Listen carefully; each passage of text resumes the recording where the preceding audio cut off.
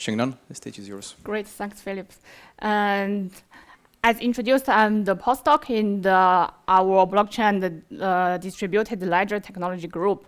And firstly, I really need to thank for the talent organizer here, because for me, it's a big challenge to follow the previous presentation. When I saw the last slogan here, he said, lies, trust, and more truth. So for me, I'll start to think, then why I need to talk about the trust management here? So then I think what we want to achieve here is, as the neutral researcher or scholar, what we want to bring is with the more truth and to try to maintain the pure or the real trust in the blockchain systems. And also, apologize, I'm not the developer, so perhaps the trust we will describe here is a bit different with in the previous presentation in the morning. We will not talk about how you define the trust and which one or which user you need to select to trust in the system. What we want to introduce is more focus on, as the user, whether you should trust the system. And on the other side, as the designer of the protocols, how you should maintain the user's trust for long term. So this kind of question guide us to then what is the foundation of the trust in the decentralized system, and which are the thresholds will be destroy this kind of trust. Then first we will think about the honesty. It's more focused on the behavior. And if you think about all the users around you are really follow the rule and follow the law, you will feel more safety and you will have more willing to trust the system. But as we all know, there's a different kind of task, sandwich attack, and later we will discuss the selfish mining attack. So all this kind of is a bit like a deviation from the protocol's design. And so this kind of thing may, at the end, terminally totally destroy the trust in the system. And the second aspect, we want to talk about the fairness. So as the user or the investor in the system, we know the system always gives some incentives to reward for your investment.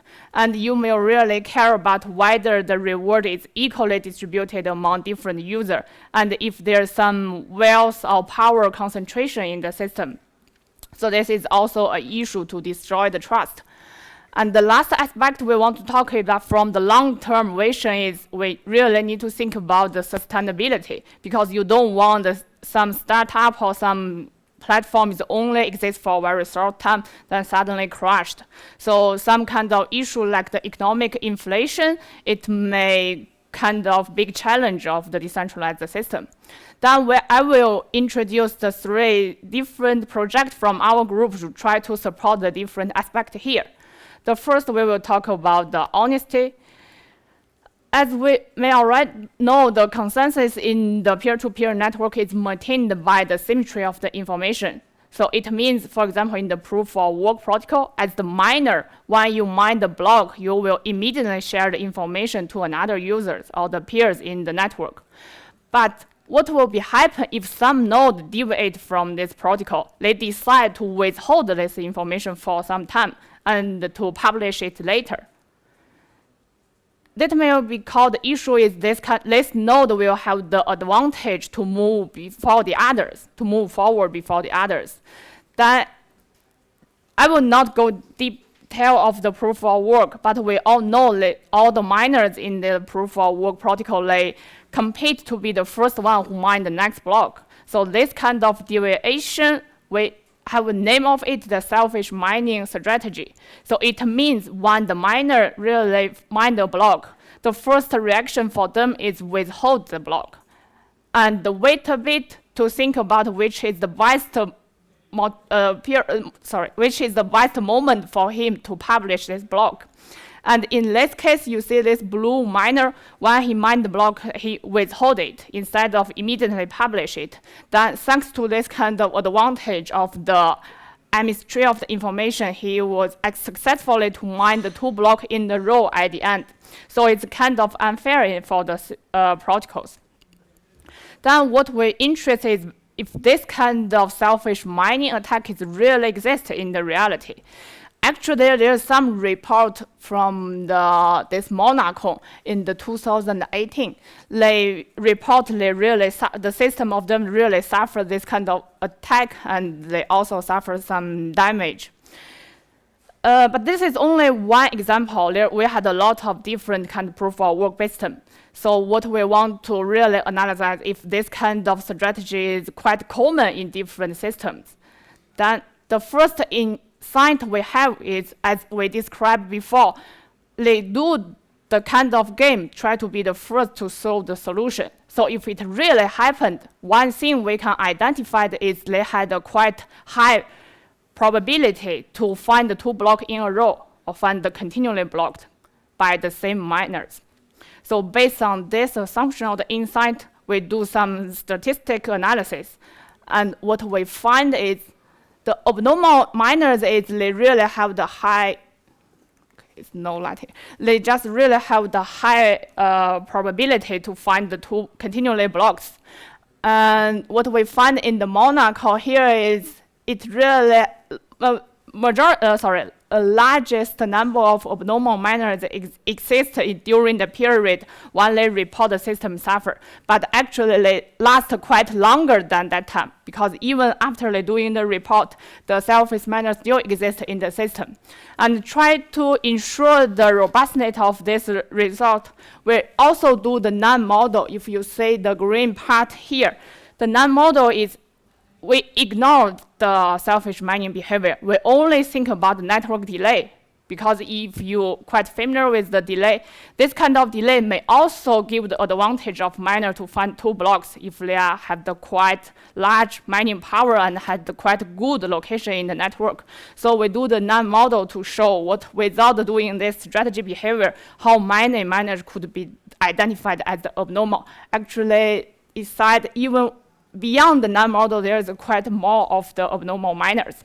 And then we also do this analysis in the Bitcoin, Litecoin, Ethereum, and Bitcoin Cash. So we find actually this kind of abnormal behavior is quite common among different systems.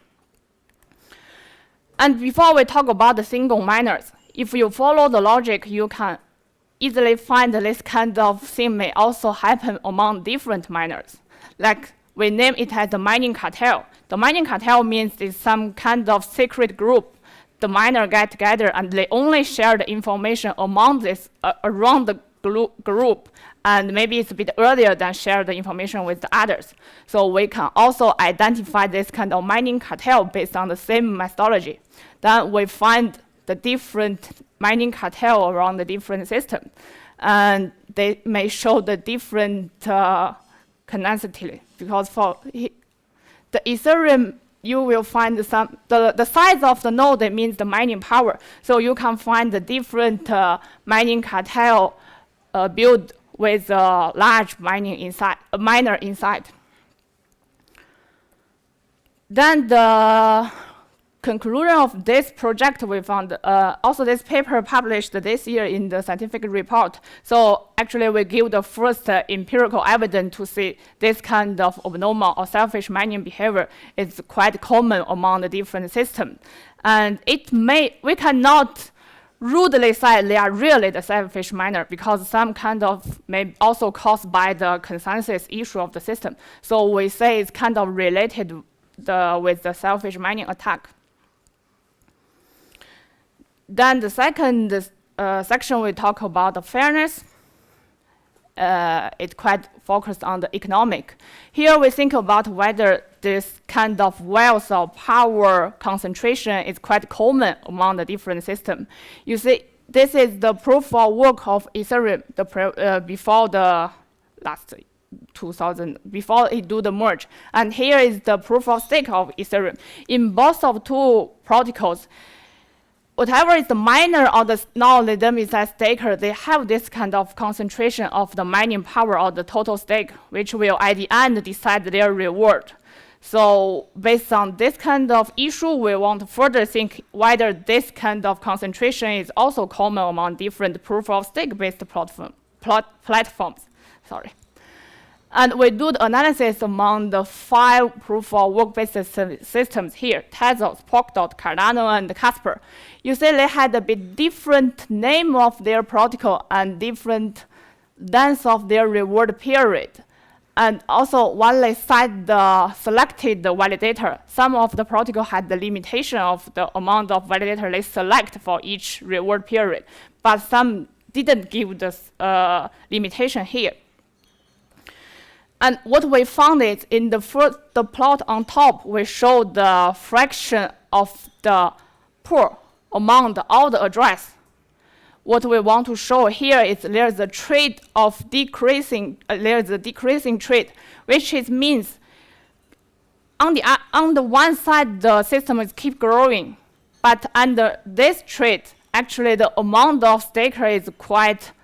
The amount of growing of the pool is quite lower than the amount of users. So it may treat the issue is at the end, the pool is like the validator who really contributes in the consensus in the system, is not the investors. So it means at the end the system may only maintained by a limited set of users. And the second plot here is we show some of them had the limitation of the size of the validators, but some doesn't have it. So we want to show what is the amount of validator they really give the reward at the end. So what we show here is even in some systems they didn't give the limitation of the validator, but actually at the end the amount of validator received the reward is quite limited. So it's not all the validator can receive the reward.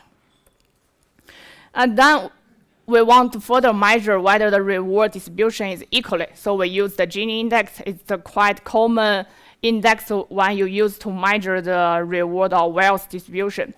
Then here, the sample we can use is either the reward or the stake. If you measure the reward, you will see the reward distribution. If you measure the stake, you will somehow know the power distribution, because the stake in the proof-of-stake system is also related with the voting power sometimes. Then, based on the Gini index, we find actually the concentration of both the wealth and the power is quite common among these systems, because all of them has a quite high Gini index. One different example is Polkadot, because if you're familiar with the Polkadot, they had the equal distribution of the reward among the different pools. It's not always proportional to the stake. So this gives them the chance to have the very low Gini index and quite equally reward distribution. And the second result we got from here is because still from the Polkadot, they had the equally reward distribution. So they follows more like the. And on the other side, they also limited the size of the validators. So if you remember from the previous slot, each time they only select around 290 validators. So this kind of size of the protocol and really give the benefit of system to have the equally reward distribution. And then further, we also want to measure the fairness of the proof-of-stake system, because you know the proof-of-stake, they should always receive the reward proportional to their stake. So what we want to measure here, if this is always the true. So if the reward is always proportional to their stake, then the first simple index we can use is try to know the difference between the share of stake and the share of reward. Then we can know if it always follows this rule. And the second index we use to measure is the robust of fairness. So we want to show the chance or the probability this kind of rule is always followed. So the chance, the share of reward is always close to the share of stake.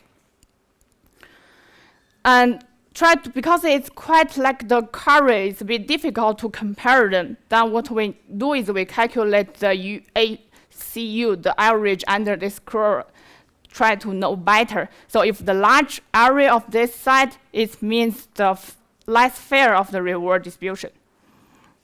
Then what we find here is at the beginning part in the system, the reward may receive much higher reward than they expect to receive. And when we measure the robustness of fairness, what we found is, because if we go back here, this kind of equation you can separate to the lower part. Lower part means the part of validator received higher reward than expect. And this is the upper part. And the lower part means the lot of validator never or received too less of the reward. Then if we see the result here, for the system with the limited set of the validators, so which is the Polkadot and the Casper, each time they receive the limited amount of validator, the upper part contribute more to this robust fairness. So it means in these two systems, some part of the miners receive too much of the reward than they expect to receive.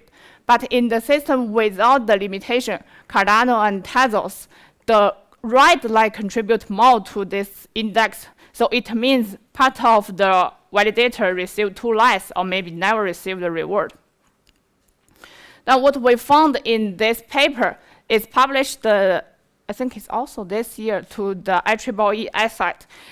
What we found the trade-off here is, on the one side, the protocol, if you want to achieve this kind of trust of the fairness, on the one side, you really need to restrict the amount of validator you want to give the reward of each period. But on the other side, you cannot make the system be too centralized.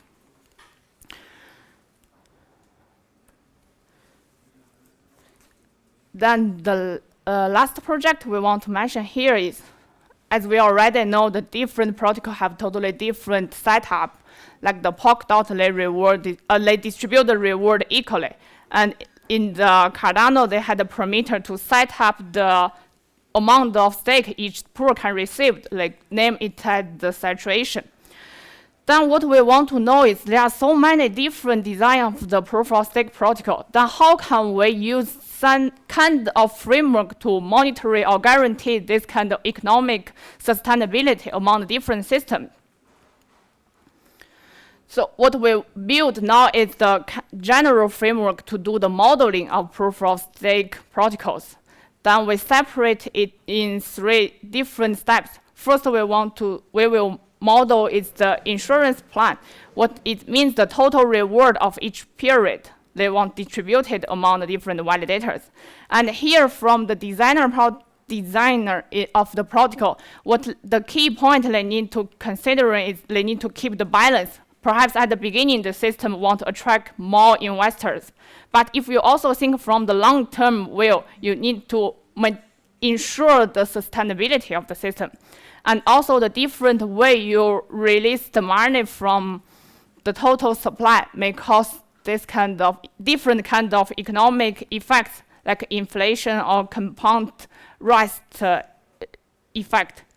And in the second step, we will also model the behavior of both the validator, because you know in some proof of stake systems, they also have the delegators who just delegate their stake.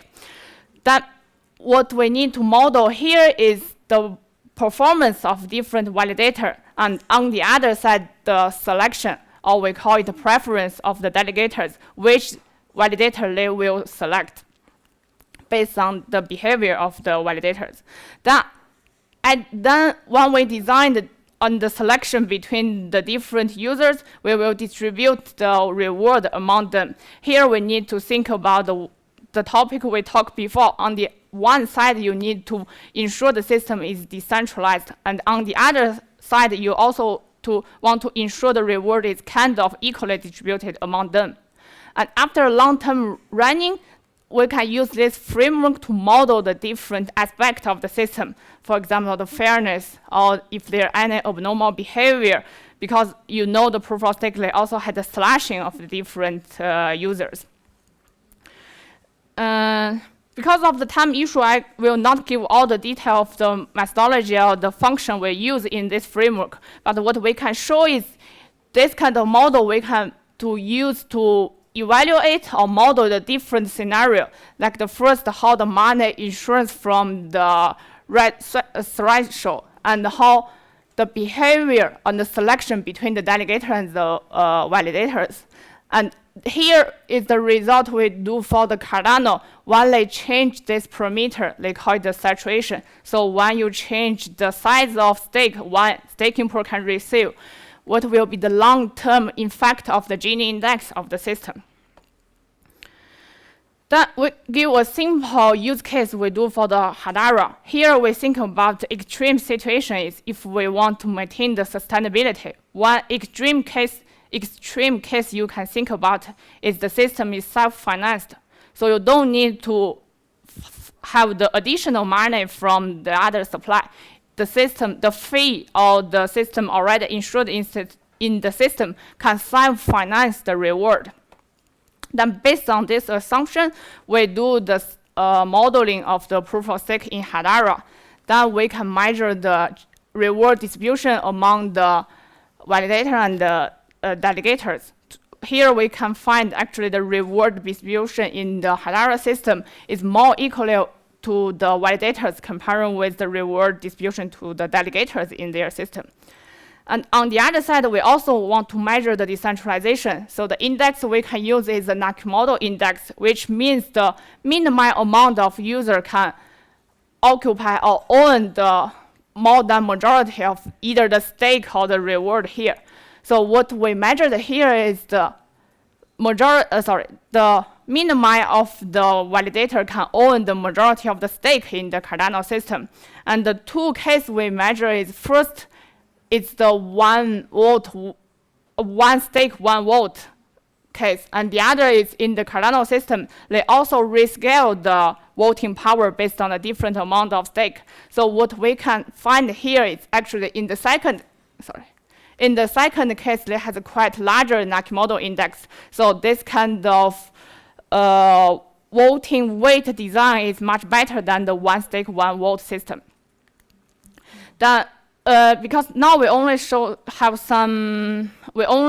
apply this framework in the limited amount of system. But what we think is we can extend this general framework to better understand the behavior effect of both the validator and delegators of the design choice in different proof-of-stake platforms. On the other side, we can also analyze the long-term effect of the protocol parameter changed from try to maintain the sustainability and the trust. Then the overall conclusion of this presentation, what we find is we know the trust is very important in the decentralized system because there's no central authority. But on the other side, the trust is also faced a minor challenge from the user behavior and also the design choice. So it really needs the systematical management from the economic level. So this is our team, and we always welcome any common interests and collaborations. Good, thanks.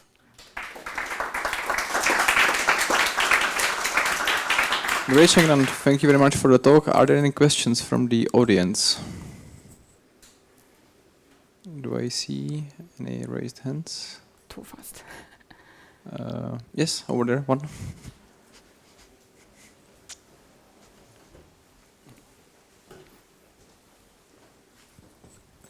Hi, thank you very much for your talk and for your research. You said that you spotted selfish mining and mining collusion in some platforms, and you briefly mentioned the results for Bitcoin, I think Litecoin, some other chains. This collusion, would you say that is just a way for miners to extract value, or does this pose a threat to the security of the chains? This is the result from the statistic analysis. They just own the amount of, the abnormal amount of continually block actually. But on the other thing, we also do a project to the modeling of the selfish mining, how much they can affect the system. So if we talk from this result, it's just the abnormal of the situation in the system. But based on this logic, we can also do the modeling. If it do like this, then how much they can receive the unfair amount of reward this kind of miner can receive, and on the other side, how much they can infect the delay or the consensus achieve the time of the system from the network level. So do you see a problem in the consensus of those chains that you mentioned based on the result of your work? Yes, because this result, we only show the result in the Monaco. Because if you talk about the model, actually this green part is the non-model we do in there. And we do it exactly the same logic in the three system. You can find if you had a different network delay, they will cost a different amount of abnormal users. So it definitely had the effect from the network level. Okay, thank you. Okay.